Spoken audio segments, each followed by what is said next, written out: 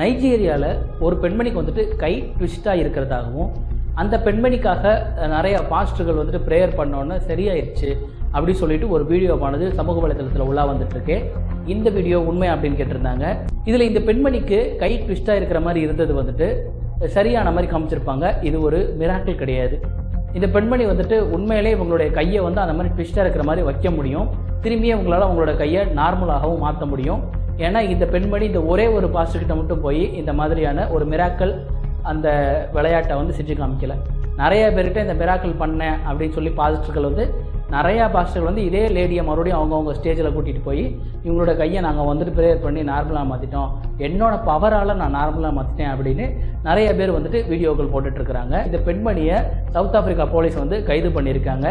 இந்த பெண்மணி தன்னுடைய இளம் வயதிலேயே தன்னுடைய கணவரை இழந்துட்டாங்க. கணவரை இழந்ததுக்கப்புறமா தன்னுடைய குழந்தைங்களை இவங்க தான் ரைஸ் பண்ண வேண்டியிருந்துச்சு. ஸோ குழந்தைங்களை வளர்க்க வேண்டி இருந்ததுனால பணம் தேவை அவங்களுக்கு அதிகமாக இருந்ததுனால இந்த மாதிரியான ஃபேக் மிராக்கிள் பெர்ஃபார்மன்ஸை தான் பண்ணதாக போலீஸார்கிட்ட குற்றத்தை ஒப்புக்கிட்டாங்க.